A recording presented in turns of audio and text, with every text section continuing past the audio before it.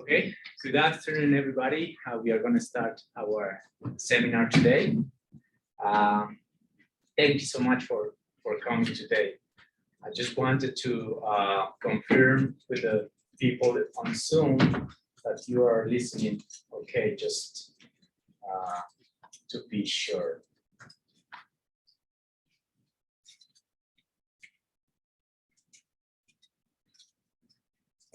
That's as positive answer.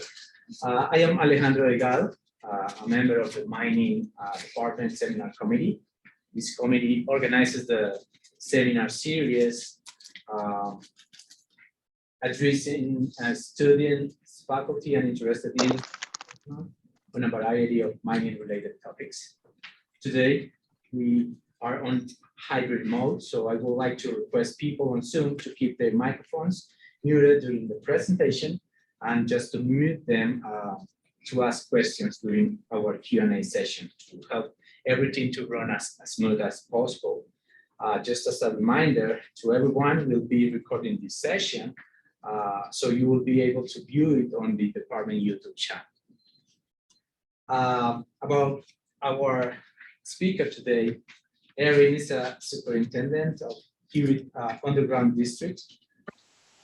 Current managing the design, development, and multiple drill and short tunnels along the Street 5B on the TransMountain Expansion Project in British Columbia, Canada. Erin is approved CSM alum, civil from the 2014 class, and she will be talking to us about tunneling methods across diverse market applications. So thank you so much for speaking to us today. Thank you, Alejandro, and thanks for everyone joining us in person. Just a recommendation, if you could minimize the in person and online. Thank you. Thanks for joining us today. Thanks, Alejandro, for the introduction. I do have another guest speaker here with me today, and we'll introduce ourselves here in a minute. But I just wanted to say thanks for joining the mining seminar and for supporting your local mining department. Don't kick me out because I'm a civil. Josh. All right, so a little bit about me. Like Alejandro mentioned, I am a mines grad from the Civil Department 2014. I also did the minor in underground construction and tunneling. I did mine rescue. That was one of my favorite things I did while on campus. And so I did take a lot of mining classes in geological to do that UC&T minor. I thought about doing mining, but just really liked the heavy civil side of the infrastructure world. And tunneling was really the best combination of both those worlds. Those are my two dogs down there, Monster and Chef. I like to go hiking with them, anything outdoors, really. I worked with Kiewit about 8 years. I hired on after graduation, after doing a couple of internships with the Underground District, and currently tunnel manager at TransMountain Spread 5B in Hope, BC. And really, we're in the design development stage, in which I'm working with our client to develop two drilling for their pipeline going through the mountains there in eastern BC. I currently live in South. It was quite a commute from Virginia to Canada. And since I've worked on with Kiewit, I've worked on 4 different projects in 4 different states and 1 Canadian province, holding job titles of intern, field engineer, superintendent, turnover manager, estimator, and tunnel manager. So a lot of different roles and responsibilities throughout my time with Kiewit. And hopefully we can talk about a little more about those jobs and responsibilities that I've been able to experience on those projects. And with that, I'll turn it over to Josh to introduce himself. So thanks for having me. I'm a graduate from the South Dakota School of Mines. Graduated in December 2003, so I've been with Kiewit ever since. Married, have 2 daughters and 1 dog at home. So a very important part of my life. Currently, I'm working as a construction manager on a project we have in Leeds, South Dakota, called the Fermi LBNF project. So we'll talk a little bit about that. Similar to Erin, worked in a lot of different places, which you can read on the slide there. I had a lot of different titles and had the opportunity to intern with Kiewit, and then to the point now we're managing a large portion of the work there as a construction manager, or all of our field operations on the Fermi project. Have been licensed to blast in West Virginia, currently in Nebraska and also in British Columbia. SAIC is a big foundation of our business and have done the OSHA 10 and 40. And I am also a Part 48 MSHA trainer as well. Thanks, Josh. So today, I just want to start off with a brief overview of Kiewit as a company to kind of provide some context of the presentation and talk about kind of our history as a company in the underground world. And then we'll go into talking about tunneling methods and look at some case studies of projects that we've built across the years. And then also touch on a little bit shafts, portals, and rehab, which is, you know, other work that kind of is in that realm. And just talk about some of those different things that we're able to do and applications in different markets for those works as well. All right, so go ahead and click on to the next one there. So Kiewit as a company started out in 1884 as a small masonry contracting company in Omaha, Nebraska. Since then, it has grown to be a Fortune 500 general contractor throughout North America, including Canada and Mexico. We do a lot of different work in a lot of different markets in a lot of different places. But what I really want to highlight and kind of at the key of this presentation is our success is really rooted in our diverse markets and the diverse type of work that we do. So if you see in the bottom left, there's a spread of the different industry markets that Kiewit as a whole company does work in. And you can see that there's really not one that is a one size fits all market for our work. We really get into each of the industries and having that diversification of markets really keeps us, you know, stable for our finances as well as our work and being able to be consistently successful as the different markets fluctuate in the world economy, really. And then also our diversity in project size as a company. So we're a Fortune 500 company, but a third of our projects are less than $5 million contract value. And really those small projects allow us opportunities to train our people on the project, to give them more responsibility in managing and leadership, and to prepare them for the larger or mega jobs that we also build. So really the diversity in markets and the diversity in size of projects are really the foundations of as a company, but then also as our for our underground group as well.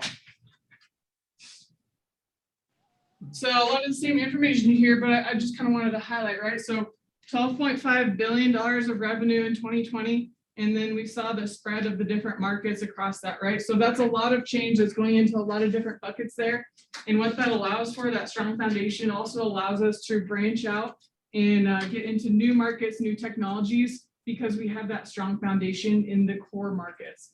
And really the opportunities for growth, our people are our main asset, right? So never stop growing is really the key. Training our people. We focus on training our people internally. Our managers that have been around for 15, 20, 25 years are the ones training up the new generation of engineers and superintendents jobs and passing along that knowledge and the lessons learned, the best practices, how to work safe, how to build quality work, and how to make it happen. And then also having the privately owned by our employees. And so that encourages people to make long-term sustainable decisions for the company in the long term, as opposed to making short-term decisions for the short-term gain. So really, people are at the core of what we do, and we'll kind of talk a little bit more about the specific tunneling aspect. Josh is going to get into how Kiewit got into the tunneling business. So similar to what you saw on the global slides there about Kiewit, right? We've been in business in the underground construction for quite a while, right? 60 years. Do work in a lot of different markets, kind of the mass transit metro type projects, water, wastewater for some of the bigger areas of the country. We've worked all over North America and also in Puerto Rico. We're going to go through a lot of these different tunneling methods that we work through, but you know, there's no tunneling method that we're not capable of doing. We've been some of the industry leaders in use of some of these different tunneling technologies here in North America. Use of Slurry Tbm, we're first to do that in North America, along with segments, different types of contract delivery methods. which is important, right? How are you going to solve your client's problem? Is kind of what that comes down to. I'm on one of the first CMGC type projects that the Department of Energy has undertaken. Had some of the longest microtunneling drives in North America as well. So we'll talk through some of these. So some of the different tunneling methods that we'll talk through. Hard rock TBM type tunneling method, sock ground TBM, sequential excavation. I'm sorry to ask this of you, but I think I need you to come with me. Blast. Our trenchless business, we'll touch on that as well. So one of the most important aspects about tunneling is you got to kind of have an idea of where you're headed and what you're going to go through, or you could get in trouble, right? As we see in the cartoon here. Where are we going? So all starts with subsurface investigation and having a plan for what kind of information needs to be captured in the investigation, how many bores and where they're located and how deep, etc.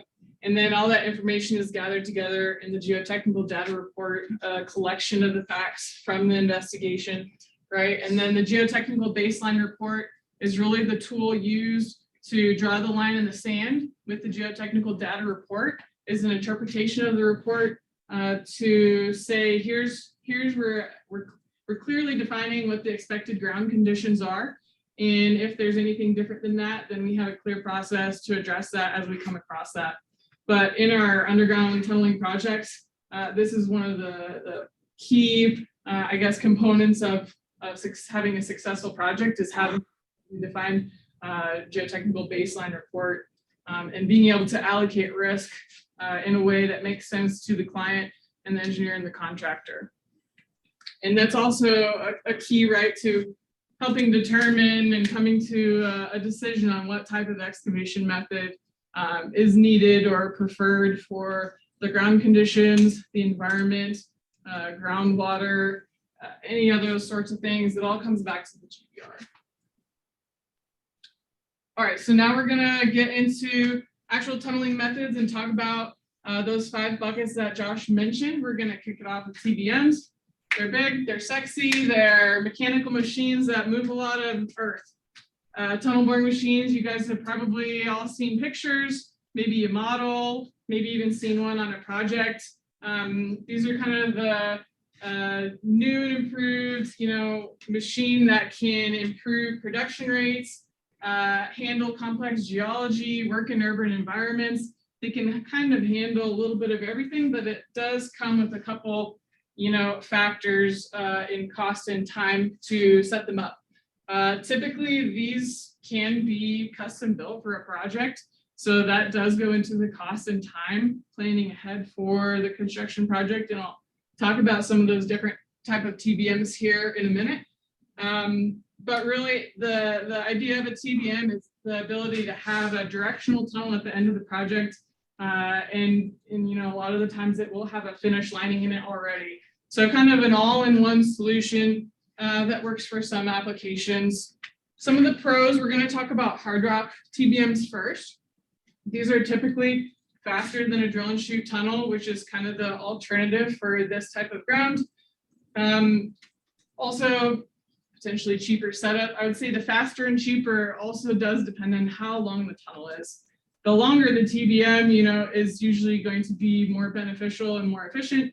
A shorter TBM might not make more sense because there is so much effort to go into making your launch pit and shipping and assembling the TBM and all the work that goes into that. So those are also considerations when you're selecting an excavation method for hard rock.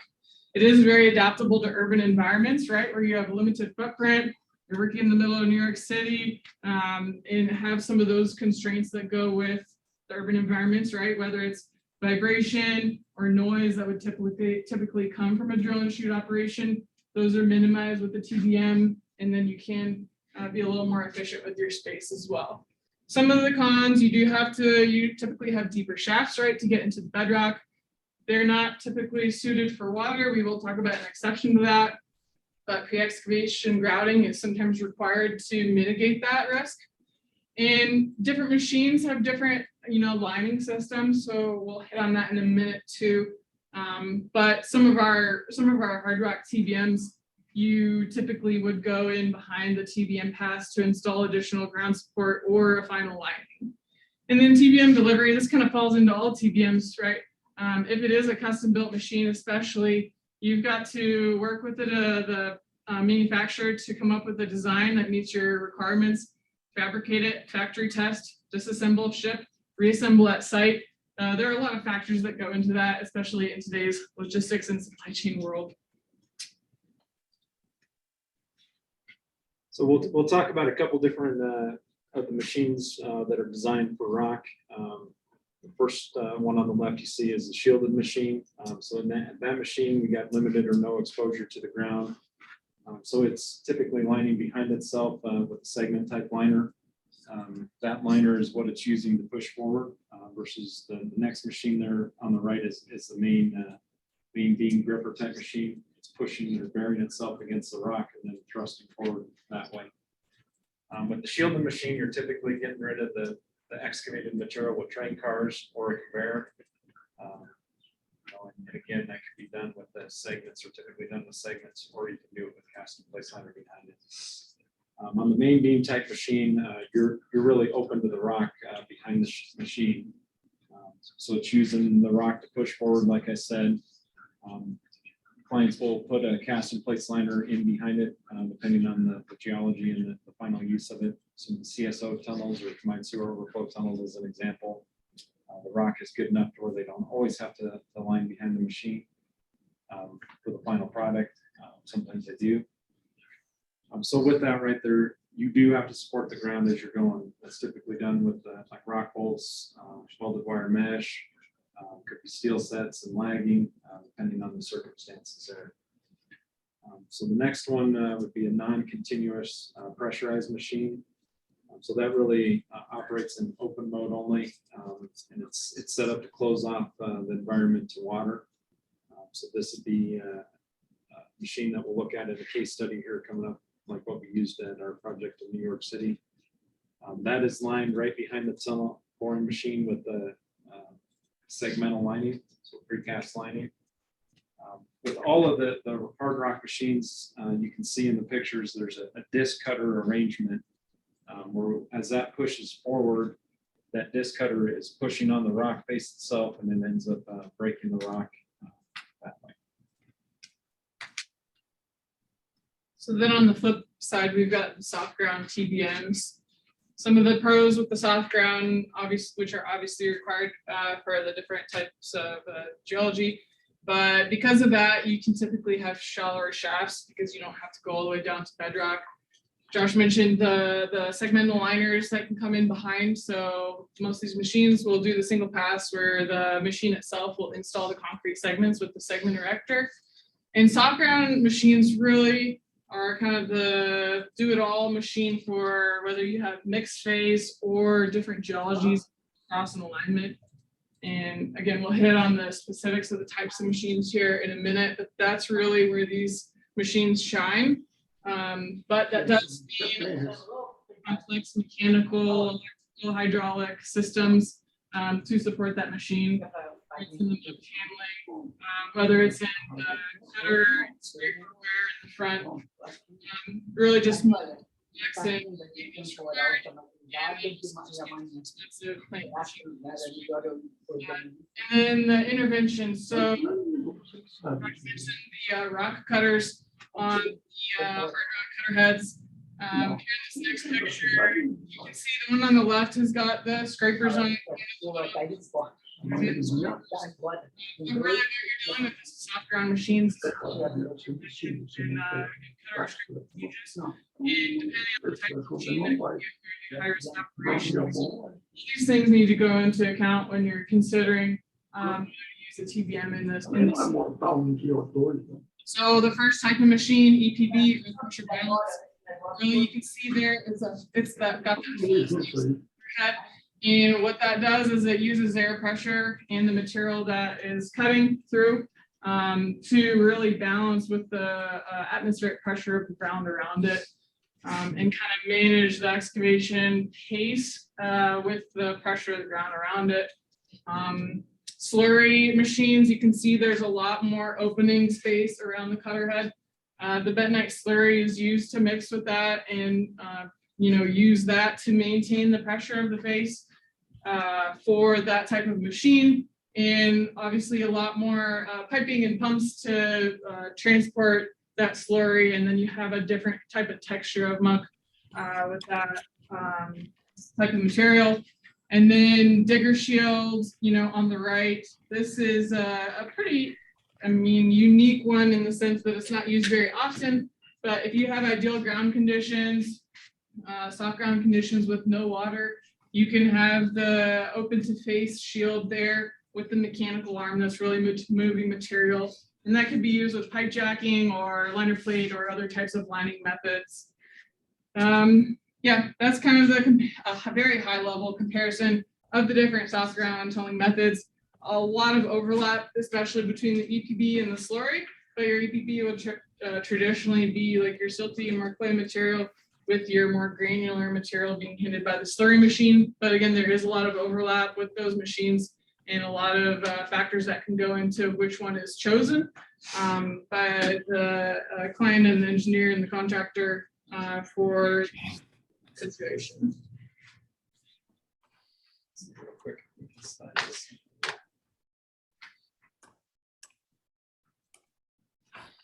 There we go. So ground support with the tunnel boring machines, like we talked about earlier, the soft ground type machines, you're really lining right behind the machine. So you're supporting the ground with a precast segment liner. So here's a picture of that process of making those precast segments, or what we call them, stones. So this is actually a picture out of our Portland Eastside CSO project. That was one of the first projects in North America to use a fiber reinforced segment. We cast all of those. We take the segments that are cast, place them on the train car, we'll lower them down the shaft, place them on the train car, haul them into the heading. And then there's a segment director on the machine that's putting those segments in place behind the machine. Like we talked about with the hard rock machines, the rock bolts, welded wire mesh type support for it as they're mining. The final type support would be typically a cast in place. Or the cast in place project. We pour about 120 to 150 feet at a time with the form system there. All of that concrete is pumped from within the form. You pour it on one shift, and then strip it the next, then move it the following shift. So it was a 3-shift operation to get that line put in place. That path. So we'll go through a couple different case studies of some jobs that we have or are getting ready to have done. First one that we'll talk about is a project called BART CP2.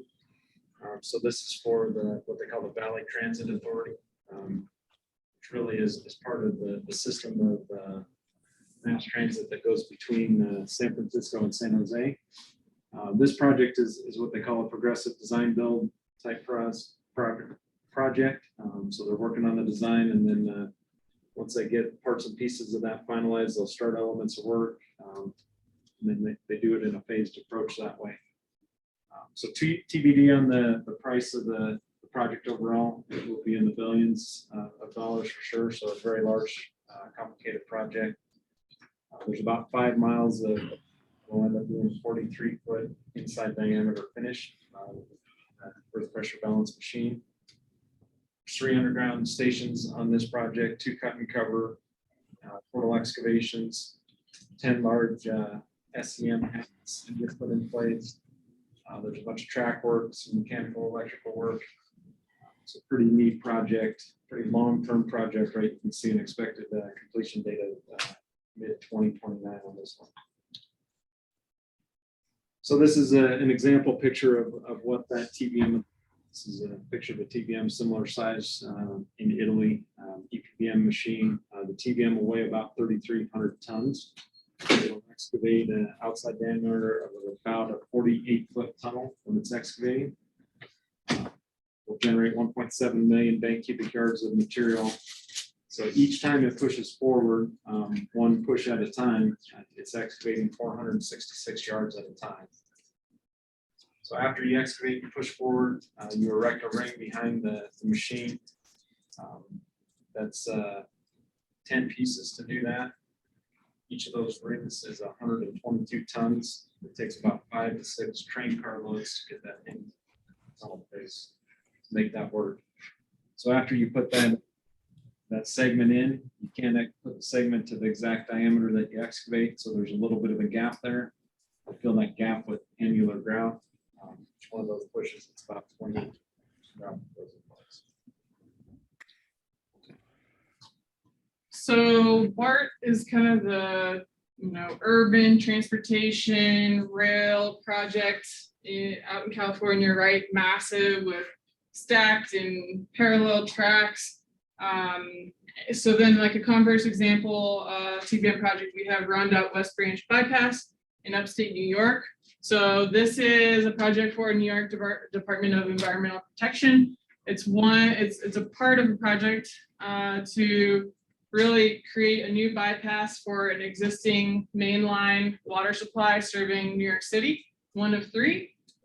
So the existing tunnel is leaking millions of gallons of water a day into the Hudson River. And so what this project is to come in and bore a parallel tunnel to the existing with the Tbm to install the new water routing. So this was a bid build, about $700 million project. It's currently ongoing. I'll hit on that here in a minute, but it's approximately 12,000 linear feet. Installation of the precast concrete segments, and then inside the precast concrete segments, there's about a 16-foot diameter steel pipe installed along the whole alignment.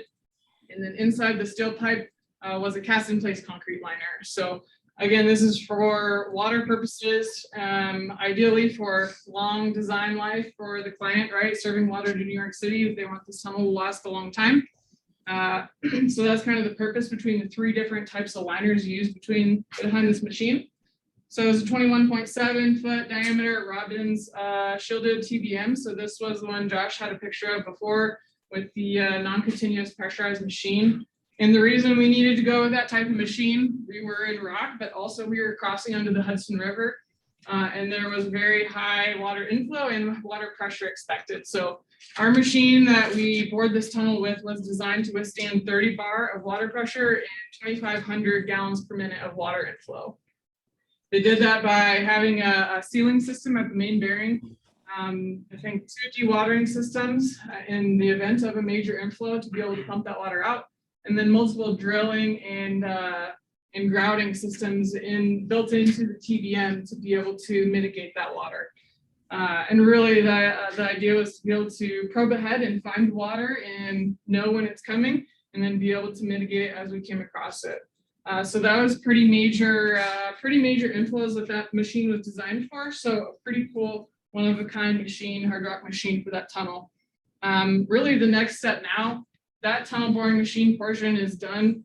That tunnel is lined, and now we have to do a 6-month outage to close that one of 3 lines serving New York City, and we'll tie into the existing pipeline in a 6-month period and bring it back online to reservice New York City water. So that's in the process of planning for that tie-in, expected completion 2025. So that's kind of the route for the Tbm side. The next method we'll go through is the sequential excavation method.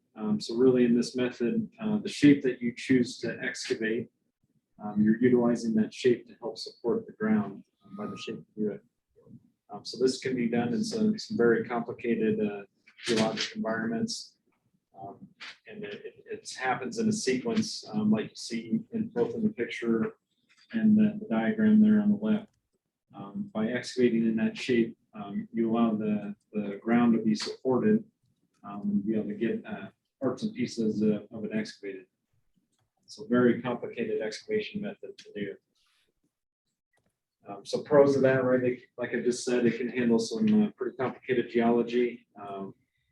Do have free access to the face when you're doing that. It can be done in a heavily urban environment. You're going to do it in a pretty gentle manner, not very much vibration. You can do parts and pieces of it as you're going and work your way from a smaller shape out. The cons of the method is it is complicated. Complication equals cost. It is a slower advance rate. And it does take a lot of skill to do it. This is probably one of the more complicated tunneling methods that there is. Both to meet the skill of the engineering, assessing the ground and round lengths and support types and all that, and the skill set of the craft workforce doing the work. Because there is a lot of variety of support methods on this that we'll talk about.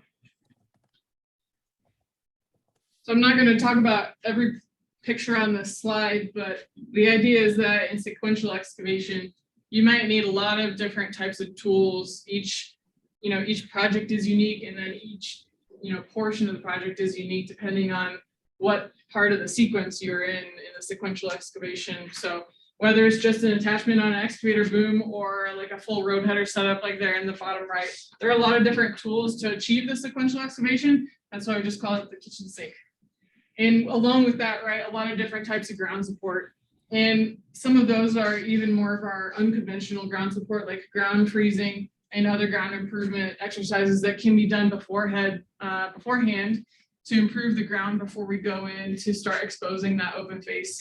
Especially if we're very shallow, some of those methods might be used. But also a lot of the traditional support methods like rock bolts and shotcrete, lattice girders and steel sets, any sort of those things. But it's really, again, no two project is alike, and it's really engineering heavy and assessing the conditions as they're changing, and being present there to see how the progress is going and analyze the conditions of the ground as you're moving forward to really map any changes and or map the ground as you're coming across it and identify any changes that need to be made for ground support.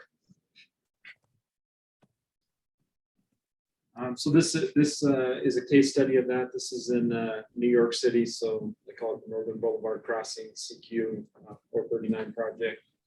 This is excavated under multiple things in New York City, right? A rail crossing, tunnels underneath or right above it. Pretty complicated setup for this project. So it was done for MTA, design build project, about $103 million project for 120 feet of tunnel. It's a pretty expensive method, as you can see there. And then we have double slide tunnels in Pacifica, California for California Department of Transportation. This was in an area along Highway 1 next to the ocean where they had consistent landslide problems across Highway 1 that would result in multiple closures of the highway for cleanup and repairs. And so they were looking for an alternative that would really, keep the road open as long as possible and maintain a safe roadway for all the people cruising up and down the coast there. So this was a bid build about $400 million. And this is a great example of a lot of different methods coming together in one place to build a final project. So they had drill and blast, they had the road header you can see here in the picture, and other mechanical excavations really to create this twin tube road tunnel for the Department of Transportation, 4,200 linear feet long. That was completed in 2013. And so that's really kind of a good alternative to the urban New York example that Josh gave, where there might be some other conditions in a more rural setting where these methods are preferred. Erin talks about the different methods there. This really had 5 different classes of excavation. The process of doing that is it was continually assessed what class of ground to pick the right excavation method and ground support.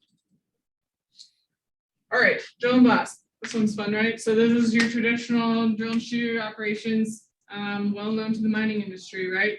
Using explosives to break up rock. Pretty much it. But we do use it a lot in tunneling in a lot of different applications, whether it's small horseshoe tunnels in the middle of nowhere, or large caverns in really a wide variety of sizes and shapes that can be excavated with the drill and shoot method. Pros: mobilize quicker than other methods because you don't really need a lot, right? And that, I'll kind of skip to the last pro there, easy to set up in remote locations. I'm currently in a project in British Columbia, about 2 hours east of Vancouver. It's not the most remote, but it is remote enough that it's challenging logistically to get materials and equipment in and out. We're based off the Coquihalla Highway, major trucking route, and also major winter weather. So drill and shoot, you know, you're able to get the small amount of equipment and materials that you need there, mobilize to remote locations easily. We have had jobs where we've shipped all of our drill and shoot equipment and materials on a barge to the site location, and you have everything there ready to go. But it really is minimal setup. Lots of case history. Obviously, it's a long-standing technology method. Less power requirements, skilled craft. Obviously, the longer you have the method going, you have people who are more knowledgeable about it and can pass that knowledge and experience on. Cons: it's an old technology. You know, TBMs in the right application can be faster, but it's not always the right application. And increased vibration. So again, going back to some of the pros for TBMs are usually some of the cons for the drill and shoot. Being the speed of the vibration and the noise, and then you got to deal with explosives. So depending on what state or country or city you're working in, there are a lot of different things that go with that. And then you have to hand your name over to the ATF. So there's that. Tools and equipment. So these probably look familiar to some of you. Drill jumbo and a mucker. I'll kind of talk to where my project is at right now. So this project, we're in the design development stage of these tunnels. The overall scope of the project is a pipeline that's like 1,000 kilometers long. And through this mountainous terrain, there are some areas where there's just not room to do an open trench like they would traditionally use for the pipeline. And so in these areas where there are either severe geohazards, rockfall, or loose material, or just rock bluffs that cannot be routed around, the client has opted to explore the tunnel option, right? Why go over a mountain when you can go through it? And so we're working on selecting our equipment right now and making sure we have the right size of equipment and capacity for the size of the tunnel that we need, which is a 4-meter horseshoe for a 36-inch pipe. And then we're also going through the ground support, right? So figuring out, hey, we're doing our investigations now and getting our geotech bores and cores and getting an idea of what the ground is. And we're in the middle of this stage and identifying what type of rock support we need. And one other consideration we have to deal with is we have metal leaching, acid rock drainage. So there's a really high corrosion factor. And so not only are you worrying about supporting the ground and making sure that it's safe for the operators to use it later, but also making sure that you life to make sure that that tunnel is safe for years to come and preventing that corrosion that are in the rock naturally. So that's just kind of a little perspective on drill and shoot equipment and ground support. But you know, these are going to be your traditional rock bolt, different types depending on the application, and permanent versus temporary, etc. So next thing, we'll talk a little bit about a case study on the drill and shoot side on the project that I'm currently on. It's called Fermi Long Baseline Neutrino Project. Go through just a real brief overview. The Department of Energy is shooting a neutrino beam from Batavia, Illinois to the former Upstate gold mine in Mate, South Dakota. So part of this project is to be able to get neutrino detectors put in place underground. So like I said, it was in the former Homestake gold mine. A couple different levels shown here. All of the workings are accessed through this primary Ross shaft here.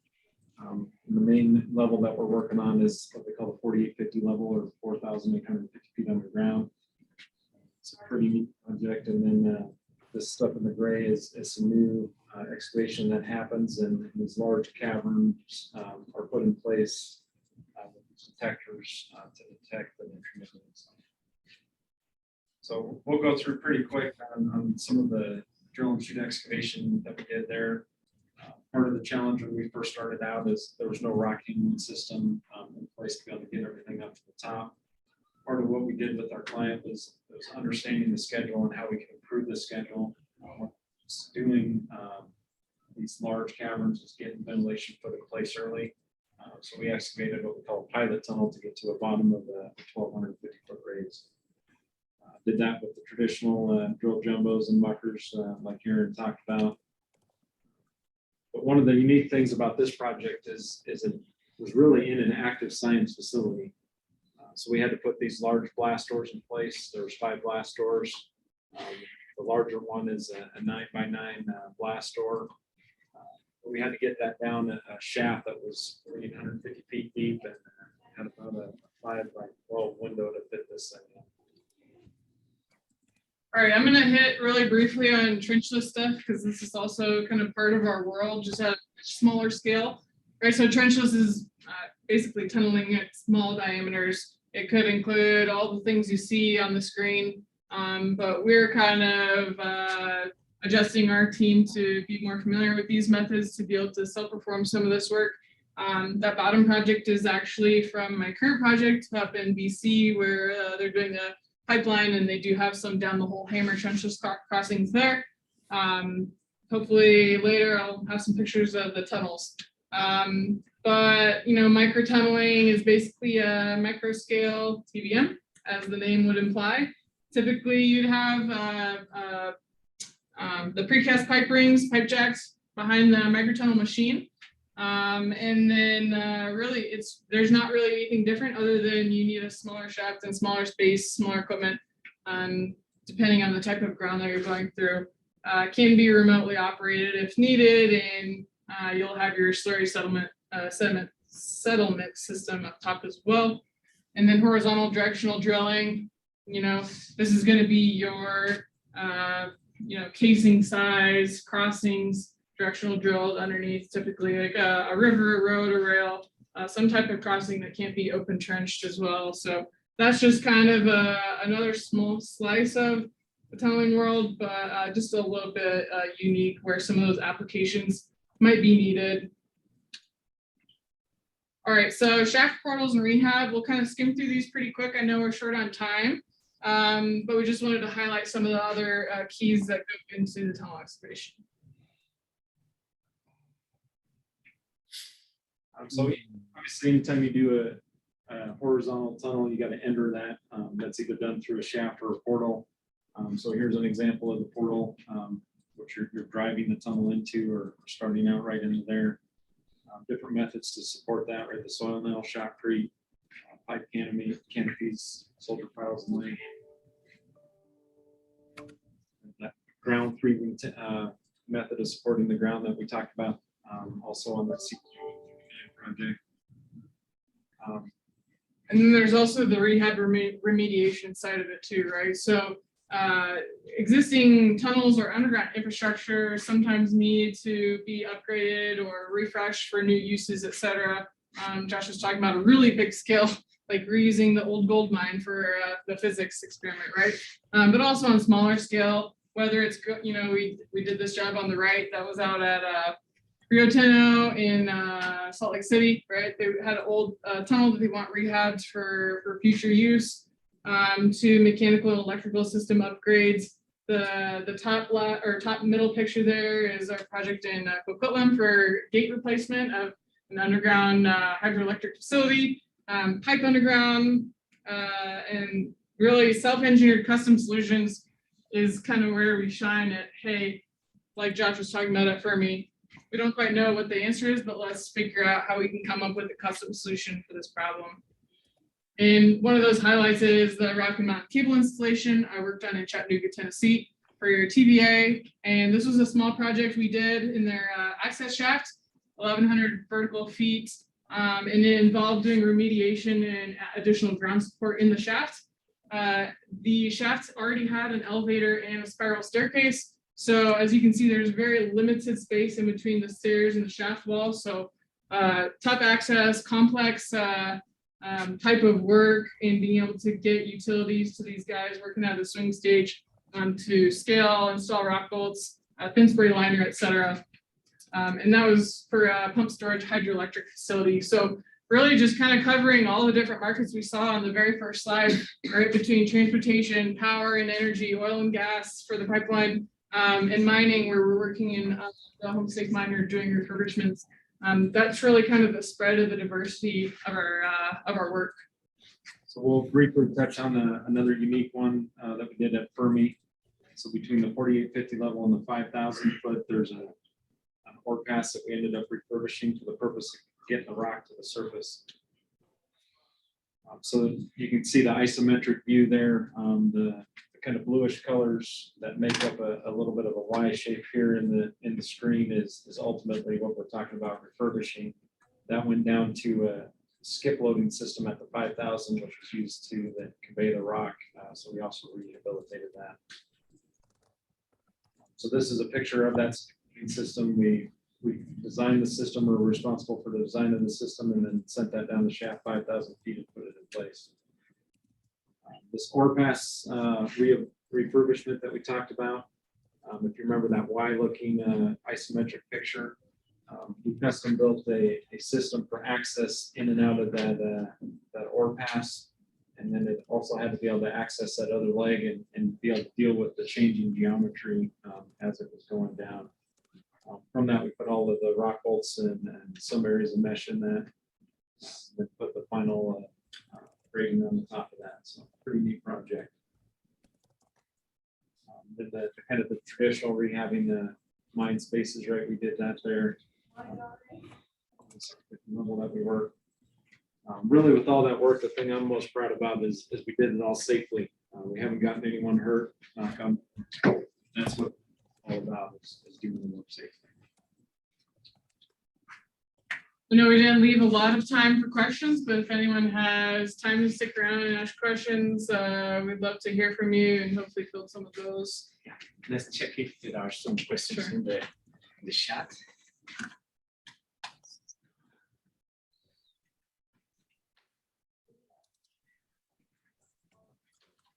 Questions in the chat right now. Do we have it's not referring to the Okay. yeah, thank you. Sorry. Yes. Yes, please. Thanks for the presentation. As you mentioned, Taswiji project in the cast in place. What was your typical limit? Was it the concrete supply? You said you did 120, 150 feet sections. How do you take to each cast? That was typically done in an 8-hour shift. Really, the limit there is logistics. You got to get it down the shaft and then to the. I forgot to tell you about all the guys that walked off. So we're about. Here they tried to come back. Brandon, all of them. Underground train cars that were set up for. They just applied, since Kendall told them to screw off. So now they went and applied it to Borlongier. The foreman at Borlongier called Kendall and goes, hey, why did all these guys already come here? I thought they were working for you. And Kendall told Bort what happened, so Bort wouldn't even hire him back. Then not all of them. He said, and that guy that's his brother-in-law, Tony. and then another guy, Sterling. and then Phil's already left American. Through the ground. So Is that where he went? What? Is that where he went? Phil Yeah. went to American? Yeah, like American is offered to double his salary. it's literally I thought all of American's rigs got seized or something. Or He did. That's why I don't know why Phil went there. I guess from what I heard, I never heard from Phil, never had any discussion with me. Like even before that, like had no complaints, nothing. Sent me a note, said my mind's made up, I don't want to talk about it. And then when I asked him if he was going to meet with me Monday, remember that he never responded. it might be or I was good friends with him, and he told, I don't know, did I forward you Phil's resignation? no, He you told just me- mentioned about it. He told Me. me. Yeah. Yeah, he said I didn't send it to you because he said he felt like he was getting telling being pushed out. And whenever I'd ask him to work with you, he just go, really? And I kept telling him, I was like, Gordon has no interest in doing what you're doing. We have, you know what I mean? And I gave him and he doesn't know core drilling and not, you know what I mean? Like, so anyways, he never got it. He never just, but anyways. There was one time where apparently I did something, or I just asked a question and he asked if I was his boss. I said, no. That was a couple of weeks before. He defined his own box. Really, you coming on board even helps define his own box even more of the social maturity. So John, I was talking to John White yesterday. He was like, yeah, so I always avoided Gordon because Phil always had like this Gordon attitude. And he goes, but I never even knew the guy. He goes, I just met him for the first time a little bit ago. And I was like, yeah, I don't know why Phil had that. And he goes, oh yeah, he didn't like Gordon. I was like, weird. And then John was telling me, he's like, I like the guy. He seems like he's going to be helpful. And I could use his help. You know what I mean? And so, and then Justin and Kendall have both said how much they like working with you. And like, they speak really highly of you. And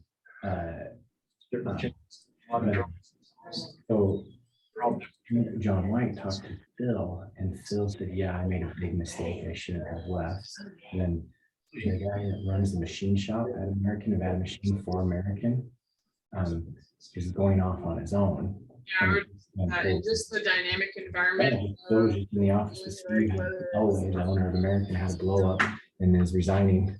The American, the guys at American, he made a huge mistake. He shouldn't have left. Together. But like, this is awesome though, because had they not left, we probably would still have them. At the end, you know, If they left, I think it's made us face the honest truths and. I don't even remember the challenges. But I'm really happy with who we You are have a now. whole party, and you know, you forget all the things that happen along the way. Yeah. So it's very rewarding. Kind of felt. So thank you so much to our guests. Well, yeah, I don't know all the politics. I know Kendall and Justin weren't too impressed with Brandon, saying that he was raised up higher by Phil than he should have been. I mean, it wasn't really